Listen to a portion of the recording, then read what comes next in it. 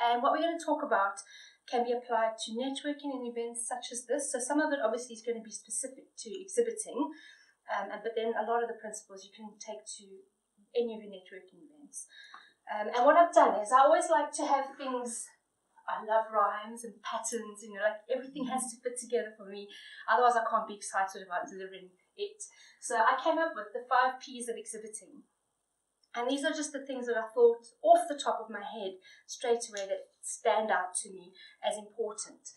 So we'll get stuck in straight away because I've allowed hopefully 5 minutes for each, which will give us a good rounded 25-30 minute talk. So, any guesses what the first P will be when we're talking about exhibiting? Prepare. Very close. Plan. Yeah. No. It is prepare actually. Right. It is preparation. Planning, same thing. So if you consider, we have our Maximise conference coming up in 2 weeks exactly.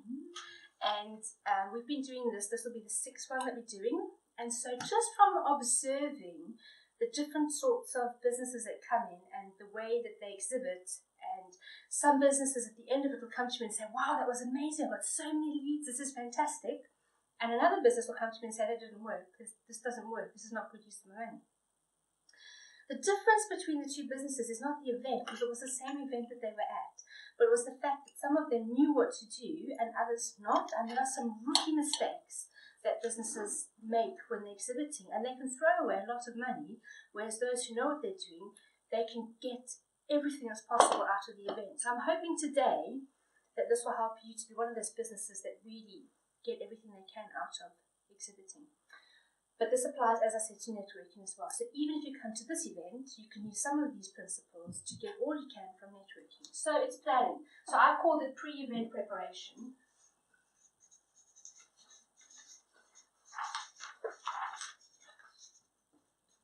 Okay, so if you've invested money into an event, into exhibiting or networking, you're going to want to see a return on your investment. And that's the very first thing that many businesses don't know or don't use. They don't take the time to think, I've put money into this, what do I want to get out of it? And it's really, really important that as a business owner, you're always looking for your return on your investment. Wherever you're putting money, what are you getting back from it? You're a business owner, you're not a charity, you're not a nice, kind person that just likes throwing money away. You're running a business. There has to be a return on your investment. And it has to be proportionate. So if you're spending $5,000 on an exhibitor stand at a big business show, you have to make sure your return on investment is in proportion. So if I'm going to a big business show and I've invested $5,000 on an exhibitor stand, there's going to be no benefit to me going there to sell £30 lunch tickets. I'll never get a return on investment. Never make up enough lunch tickets to justify that $5,000 invested. So if I'm going to invest in a business show that has that price point, I need to think about what I have that is going to be sold there that's going to justify that expense. So maybe we go there to promote our franchise and we hope to get 2 franchise sign-ups as a result. That's a good return on investment. But if we're going there and we're just promoting our lunches, oh my goodness, we could never sell enough lunches to make up that return on investment. So your investment has to be in proportion. Okay, so you come into a £30 business lunch, you've paid £30 plus VAT plus Eventbrite fees, what do you want to get from it? And as I explained earlier, Women's Business Club is not about coming out and getting something straight away. So you're not looking at your £30 investment, you're actually looking at a year investment. There's no point coming here once and expecting a return on that investment, because that's not how we set up, that's not why we exist. So to get your return on investment in Women's Business Club, you need to look at membership. You need to look at a commitment of a year. You need to look at how much you're spending over that year. And it's not only the cost of membership, but it's the time out of the office. How much is your hour worth, as we discussed earlier? Are you factoring that value into the cost of the event, your fuel, or whatever else, your marketing materials? Okay. So pre-event preparation. Before you even buy a ticket or buy an exhibitor stand or do anything, you need to start thinking about these things. You need to start thinking about how much you're spending, what you want to get back from it. Then, once you've decided that you're ready to purchase an exhibitor stand or delegate ticket, again, you can start getting value before you even set foot in the venue. For example, most business shows, conferences, events will have a list on their website of exhibitors. So instantly, you've got a list of people who you know have invested money, i.e. they probably have a marketing budget, they probably have a promotional material budget. Whatever your business angle is, you can assume that they might have a budget for that. So they may be your ideal clients. You can look at the types of businesses that are exhibiting to decide if that's the right event for you. So for you to go to an event that is doing handcrafts, as a whole massive handcraft event, might not be the right event for you. It might be. People still need to get fit wherever you go. But the point is, have a look if there's a good match between your business, your ideal clients, and the event. Look at the exhibitors. Is there a good match? Are these the sorts of exhibitors that you want to engage with? And then some events also have their delegate list available, so you can have a look at who the delegates are. And in some cases, it'll have their name and then the company name. So again, you can have a good look who's going to the event and are they likely to be worth your time and money invested. Then you've had a good look at all of that and you're ready. You say, okay, this is the event for me. It's got my ideal clients there. The exhibitors look good. Everything looks great. This is the event I want to go to. You can still take it further. You don't have to wait until the event to get your value back. In fact, you could make a return on your investment before you even step foot in the venue. How do you do that? Again, all the information's on the website. Get in touch with the exhibitors. Say, I'm going to this event and I thought it'd be good to connect beforehand. Get on LinkedIn, find them, connect with them, talk to them. Start the conversation, start the relationship. If you are exhibiting at an event, then get in touch with other exhibitors and say, I'm at the stand next to you, or I'm at the stand across the hall from you. Let's connect, let's have a conversation. You're doing a lot of work before the event so that when you go to the event, you've already established a conversation, you've already pre-qualified them as a potential client, or decided that the conversation was going nowhere, so there's absolutely no point in spending my time talking to this person at the event. You need to be highly focused, highly targeted when you do these things. It's great fun to spend money, go to a show, chit-chat and natter, but actually you're there for a purpose. And the more you can get out of that event, the better. You can have chit-chats on other occasions, and your team as well. If you're taking a team with you, they need to be briefed accordingly. We're not here to just chat to everyone. We have to be very strategic about who we're targeting, why we're targeting, what we want to achieve today. And so getting in touch with exhibitors and even delegates if that's possible. Now for the Maximize conference, the way you would connect with our delegates is we have a Facebook group for the event and loads of people are in there clicking attending. A lot of conferences will have the same. They'll have a Facebook event and people who are going will click attending. Right there, you've got the list of delegates. You've got a list of people. Probably it won't be all the people going, maybe 40-50% of the people, because not everybody's on Facebook or will bother to tick that they're going.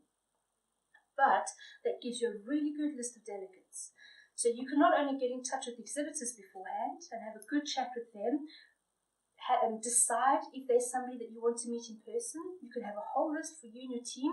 Here are all the exhibitors. We've pre-qualified these ones. Let's take that relationship to the next level at the event. Let's take them a gift, or let's give them our card, or let's say hi, because these are the exhibitors that we've pre-qualified. They are definitely the ones we want to connect with. These exhibitors, of course, you're not going to be rude and snub them. There's no point to that. But you're not going to invest your time and the time of your team in these exhibitors. We'll say hi, but we really mustn't spend time there. And if we achieve that, we already have a return on investment. In some cases, you could even sell your products or services before the event because you've made the connection. You've either contacted them on LinkedIn or you've emailed their office, their head office, you've made the contact, and you've even pitched your business. You said, I'm going to be there, Jelf is going to be at Maximize, we're sponsoring this award, and then they come back and say, oh, I'm so glad you mentioned that because we are having trouble with our insurance. Boom, you've already got a return of investment and you haven't even set foot inside the venue. So can you see how it could work for you? Now this is for serious hardcore exhibitors, but I would say if you're going to put your money into an event, you need to be a serious hardcore exhibitor. Because there's so much that you can get out of it. So pre-event preparation. Other things you can do, you can get involved in social media, LinkedIn, Facebook, Twitter. Get involved in the conversation around the event. The event organizer is going to be working very, very hard to get as many delegates there as possible. They are going to be pumping out social media. They are going to be putting things out there, probably daily. And what you can do is you can piggyback on all of their hard work. So, Women's Business Club are organizing Maximize Conference. We use a hashtag Maximize Conference. Hashtag Maximize Conference, one word. We are doing my team, myself, all of us, we are out there doing whatever we can on social media. Every time we're using that hashtag. If you want to benefit from all of our hard work, use the hashtag. Even if you're not coming to the event, get involved in the conversation. Simple things. It's great to see how Maximize Conference is coming together. Great lineup or whatever. You're not even going to the event. You can still benefit from piggybacking on all the buzz going around the event, especially now with the 2-week build-up. All event organizers will be giving it the best they can in the lead up to the event. Get involved in that buzz, especially if the target audience of the event organizer is your target audience. Okay, so if you're looking for company directors, female-owned businesses, if that's your target audience, if you think you can benefit from our target audience, you should be involved in the social media conversations. Now, those social media conversations, not only are you getting your brand in front of them, so Jelf is sponsoring, Jelf needs to be all over our social media, saying all sorts of things about how excited they are, and then our followers will be seeing what Jelf are saying, jumping on Jelf's social media, following Jelf, and hopefully engaging and taking the insurance to Jelf. That's before the event. You've already got a massive return on investment before the actual event. Jelf could go one step further, and they could actually get in touch with people who like their posts. So if they're on LinkedIn and they see, because LinkedIn is very good at letting you see who likes the posts, and Facebook, Twitter, all of them, they can, if they really want to get hardcore, serious about getting a return on investment, they can jump on all of those likes, click on them, follow them, introduce themselves and say, thank you for liking my post. Will you be at Maximize? Can we connect in person? And so there's so much you can do. Pre-event preparation, okay? And you can even offer to partner with the event. So if you want to be involved in a business show, in a conference, but you don't have the budget to attend, you know you want to be there, but an exhibitor stand is a little bit out of your budget, contact the event organizer and say, I'm happy to partner with you. I can do X number of social media posts. I can send out 2 emails to my database. Pardon me, my database consists of this target audience. I can include you in my newsletter. I can come and make your tea, whatever. Think about what you have that's of value to the event organizer. Approach the event organizer with this value proposition and say, may I offer this in exchange for a stand? I don't have the budget for a stand, but I want to be there. Most event organizers will jump at that. Most event organizers will do anything for more people spreading the word. That's of more value to them than the cash price of the stand. Okay, so don't think, I could never afford that. You'll be amazed. Even the biggest shows, if you have a good value proposition that you can say, I can do this for you, contra arrangements are quite acceptable and they're happening all the time at business shows. In fact, that applies to not just business shows, it can apply to so many things. If anybody approaches me with something that I deem of value for my company, and they want something from me that I can easily give, why wouldn't I? Why wouldn't I do a swap? Okay, second P. Very important, personal touch. I was kind of mulling through this on the way here in the car. My husband was with me, and so I was thinking, okay, what can I say? What should I do? We were chatting about it, and he's obviously been with me on this journey. And he said, the first thing he said was eye contact, very important. I said, yes, eye contact's important, and I registered what he said as value. I said, but I need bigger things. We've got to look at return on investments. We've got to look at how people can make money. But I'll come back to it. Personal touch is one of the P's. And eye contact is one of them. It sounds simple. But the way you make people feel is more memorable than anything you could say to them. The way you make them feel is more likely to get you business than the most beautifully branded business card or the most luxurious chocolate that you can say, here's my little exhibitor freebie. If you are going to talk to somebody, take the time to make them feel important, like they're the only person in the room of 100. Take the time to make eye contact. Sure, you've got stuff going on here and stuff going on here, and it's easy to get distracted and talk like this and be all over the place. But the way you make that person feel, you don't know who they are. You don't know their importance, or you don't know who they know. So don't assume, oh, that person just does that, they're of no value. Take the time to, if you're going to talk to somebody, give them your full attention, keep that eye contact, and really listen to what they have to say. That personal touch is valuable. And you just don't know, after a little bit more probing, what value there is in that business, in that connection for your business. So take the time, offer the personal touch. Eye contact, it's really, really rude and disrespectful if you're talking to somebody but you're looking everywhere else. It's such a simple thing, but it is so important. And then the other thing we need to look at is questioning. When somebody comes to our stand, now we attended a business show, the team and I, was it last week? It was mad. It was a 2-day business show in London, the biggest business event in Europe, and we were just, from the second we hit the stand, we hadn't even set up and we were already having conversations, and we had 2 days of non-stop conversations. I still haven't quite recovered. But the key for us is not sitting there doing our pitch, this is what we do, this is what we do, next, this is what we do. It's about, hello, who are you? What do you do? And starting to understand the person. Some people came to us and they just pitched. And I was just like, next, in my mind. I didn't physically do that. Because you feel like you've been pitched to. And so we don't want to make other people feel that way either. So people come to our stand, we want to show real interest. What do you do? And understand the problem that your business solves. So you can dig for that problem. If they have that problem, there's a match. You can do business. If they don't have that problem, then what you have, no matter how well you try and sell it to them, what you have is never going to match their problem. There's never going to be that sale. There's never going to be that connection. So it's very important to talk to people and understand what their problem is. So if I can't think of an example in the room off the top of my head, but just think about your business. What problem do you solve? Think about that. And then when you're having conversations with people, try and steer the conversation to figure out if they have that problem or not. And then if you get to that point where they're like mentioning that they have that problem, you can say, I can help with that. Isn't that a great way to do business? Saying, I can help with that, rather than, this is what I do, do you want to buy or not? I mean, I know we wouldn't say it exactly like that, but it's the different approach. So the personal touch is much more caring, much more interested in them, but you know why you're talking to them in that way. You know what you're looking for, but to them they feel important because you're taking the time to talk to them, and people love to talk about themselves.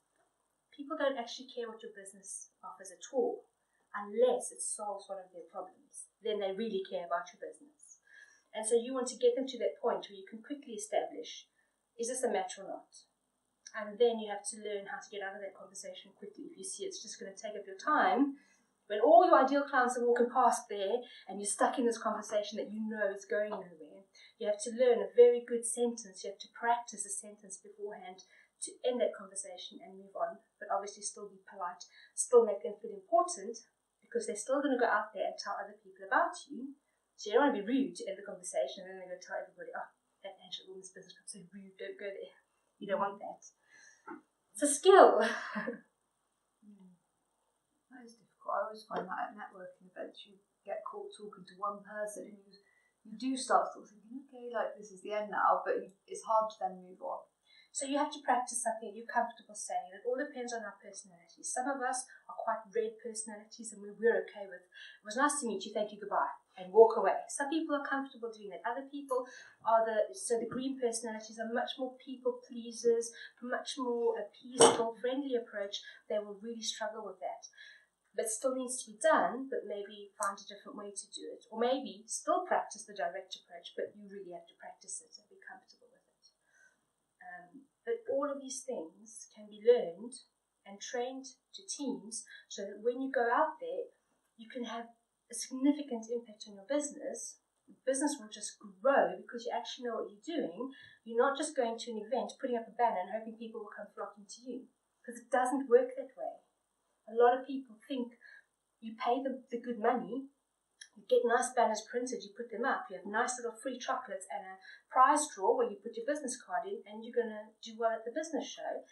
But you're not. That's the minimum. That's all the preparation, all the practice, all the training around it that will make you really get a good return on your investment. And that leads on very nicely to the next three, which is pre-qualify. So we have mentioned, we have touched briefly on how you can pre-qualify people by going onto the website in your preparation, in your planning phase. But let's take it back even further. Do you know how to pre-qualify a contact for your business in general, not just exhibiting? Do you know who your ideal clients are? Do you know exactly who you want to do business with, and equally who you don't want to do business with? Just as important, knowing who you don't want to work with as knowing who you do want to work with. You need to be able to, in your business in general, as well as in exhibiting and networking, you need to be able to very quickly identify your ideal client. You could walk into a room and it'll be different for everyone, but you walk into a room and you quickly know, my ideal client's over there. I need to make a beeline to that person and start talking to them because they're my ideal client. You know how to very quickly pre-qualify. And in exhibiting and networking, that's even more important. If you know who your ideal clients are, you walk into the room, you're going to save yourself a lot of time, of a lot of chit-chat and small talk that's going to lead nowhere, and you're going to very quickly know who to speak to. So Debbie, for example, she knows that her ideal clients are 40 or above, around 40s, right? So for her, she can instantly walk into a room and she can eliminate half the room. Not because it's nothing personal, it's business. Not because she doesn't like them or she can't help them. Her ideal clients are over 40. So she can very quickly look in a room and decide who might be her ideal clients. There may also be other factors that I'm not going to mention because they might not sound very nice, but there could be other obvious factors that she could consider when walking into a room. She could quickly identify people who probably don't want to help and people who probably do. So if you've got a room full of 20, she's probably narrowed down by half. This is made up statistics, I don't know if this is true, but you could probably say half the people are in my target age group, and then narrow down again, the other half are in my targets because I can see that they are active and fit and toned, or they are unhealthy, or whatever you would do to pre-qualify. And then you end up with 5 people that you can straight away start talking to and save your time from talking to everybody in the room because you know that they don't need your business. Now, if you weren't thinking in that way, you wouldn't know to do that. You'd come to an event, you'd be your usual nice, friendly, polite self, and you'd just strike up a conversation with anyone. But if you know what you're doing, you very quickly can't do that. It becomes difficult for you to do the wrong thing because you know what the right thing is to do. And when you're in a massive room with hundreds of people at a business conference or a trade show, you can very quickly walk around the room and save yourself a lot of time by talking to your ideal clients because you have pre-qualified them in your mind. You know what to look for. Now, I think Debbie's one is quite nice and easy. It's an easy example. Others see them. Okay. Yeah. Others maybe not, but there's still, you can practice and learn technique and figure out, if your target audience need to have a particular budget, you're in a luxury market, there are things that you can look at. Now, you might not get 100% right, but there are certain things you can look at in a crowd and quickly identify those people are likely to have the budget. They look like they may be in my target market, for example. And sure, you'll get it wrong sometimes. Yeah, and maybe pre-qualify, if you've got the delegate list, who's the decision maker in that business. It might be the right business, but they represent. Because that would be something like me. I need HR or directors, really, or training. Training. Yeah, I know. But you still can talk to people and say, who is the HR director in your company, and get the direct contact details from somebody more junior. Yeah, and often I come across other salespeople, so they only want to sell their stuff. They don't really care that I do training because it's nothing to do with them. Yeah. They're there to get their targets. Yeah. But yeah, that's a good point. Getting the names off those people. If you can't get to the decision maker, if you can't get past the gatekeeper, go junior. junior people don't know that they shouldn't be giving away the senior person's contact details. It's so mobile. It's very Okay, let's look at another P. Pitch. Okay, fourth P is your pitch. Again, this applies to exhibiting, but it also applies to networking or any scenario in your business. You need to have a pre-planned, prepared pitch.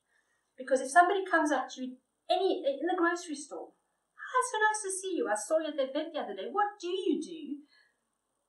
You're in mommy mode in your baggy, top and jeans, and you're not in business mode at all. But if you've got those few pitches that you have rehearsed, practiced, figured them out, then you can just spout it out, sounding still professional, still sounding like you're very clear on what you do. The worst thing is somebody saying, "So what is it that you do?" And you're like, it's horrible. And I've been in those situations. I'm like, what do I do? But if you're going to be using exhibiting and networking to grow a business, there's nothing wrong with really rehearsing exactly what you want to say. And then, like at that business show I was at last week, I get bored of saying this sound like a stuck record. So you can add a variation. And what I found really useful last week was listening to what came out of my mouth. I was like, oh, those words are really good. Write them down, keep them for next time. Somebody else comes along, try those new words with my pre-planned pitch, and I've got an even better pitch. So there's great value if you don't quite know how to pitch your business yet, just to go to a business show and just speak to loads of people and listen and tweak and listen and tweak until eventually, like, I've cracked it. I know how to communicate what we do. You know what you do. You do it every day. But how do you articulate it? How do you help other people see the value of what you do when you only have about 20 to 30 seconds to make an impression? Now today we had a lovely, good 5 minutes each, but you very seldom get that, if ever. You never get that amount of time. You have to be able to really capture the essence of what you do, the value of what you do in a sentence or two, primarily, and then obviously extend it out to 20, 30, 40 or 60-second pictures. And always be prepared to do a 5-minute talk, I would say. Always, because every now and then you're at a networking event and the person who was planned to do the 5 minutes isn't there for whatever reason. And then the event organizer says, "Does anybody want to do it?" That's prime opportunity. Be ready. Always be ready. So your pitch. So I'm not going to go too much into that now because we are running out of time, but really think carefully about what's in it for them. They don't care about what you do. They're not interested in how passionate you are about your business. They're not interested in how good you are in your business. Okay? They want to know what's in it for them. Where's the value for them? People, we are all selfish by nature. We want to know, why should we listen to you? So prepare your pitch in that way. Jay, I heard your pitch many times at the Cheltenham Club until one day I heard, and it doesn't cost anything. Boom! Really? I can get that training and it doesn't cost my company anything. You've got my attention. What's in it for me? Fantastic training, plus it doesn't cost the company anything because it's fully funded. So start with that. You get everybody's ears propped up. Everybody who's your ideal client. Mm-hmm. Not everybody, which is perfect because you don't want everybody. You only want your ideal client.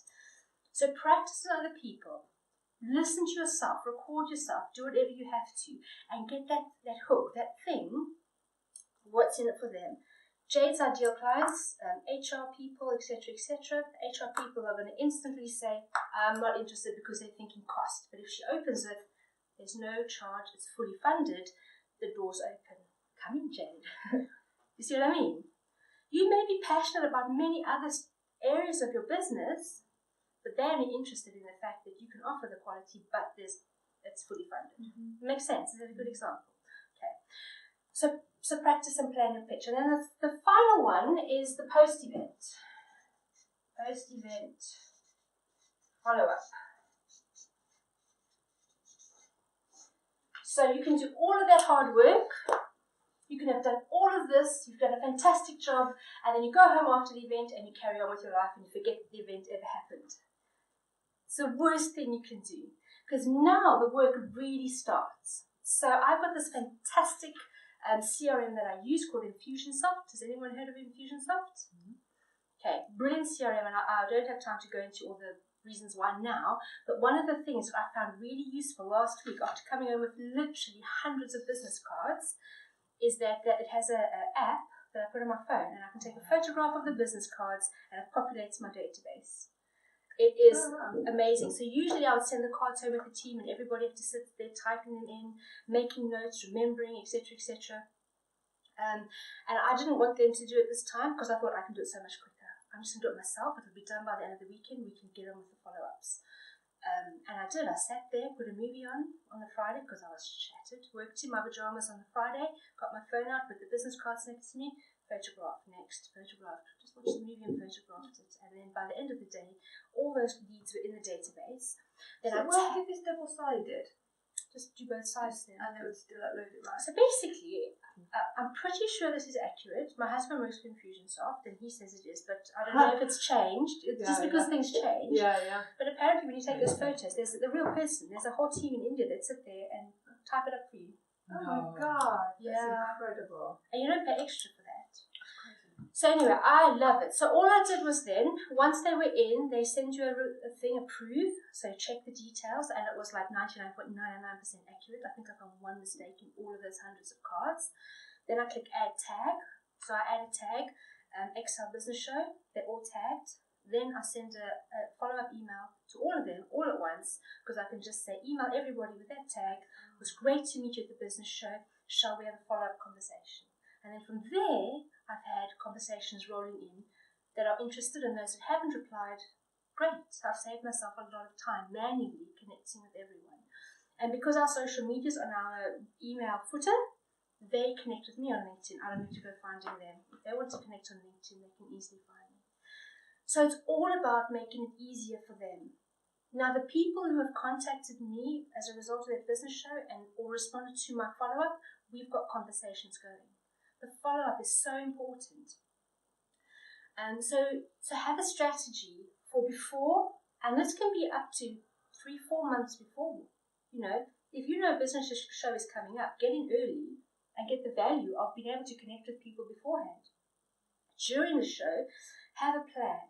Know exactly what it is you want to get out of it. Train your team. Always take double the amount of people that you think you're going to need, because you'll never have enough people. So if you think you need 2 people, take 4. If you think you need 4, take 8. Okay, get volunteers in, get them briefed and trained, and give them a mission, give them a goal, and you can even incentivize them. So I heard of a lady, and this blew my mind. I never thought of doing it this way. She said, tell your team we need to have hourly targets. Okay, they need to have hourly targets. By the hour, you had to achieve X amount of whatever they were selling, so that they could adjust every hour. They could evaluate every hour how they're doing. Okay, if you achieve X amount, you get this bonus, and if you achieve this amount, you get this bonus. So you incentivize your team, so they really understand that they're not there for chit chat. They're there to get a return on investment. And if you're doing a really big show, I thought it was genius to have hourly goals. I never thought of that. I only ever thought of an overall goal for the whole event. But if you have hourly goals, then you can evaluate each hour how we're doing. If you're totally under target, then you know you're doing something wrong. You can tweak it. If you're smashing your targets, great, go do more of the same because it's totally working. And so that's how you can really, really work a big business show. Post-event or follow-ups, again, you can feed off of that for 6 months to a year. If you're doing one major business show a year, and I recommend doing a lot more, next year, Women's Business Club have committed to minimum once a month, that we're going to be out there in the country exhibiting and doing business shows with a strategy. We can feed off of one business show for a good 4 or 5 months of everything that we've got, the contacts, the relationships. And imagine how well we're going to do next year with doing one a month and having a fully trained team.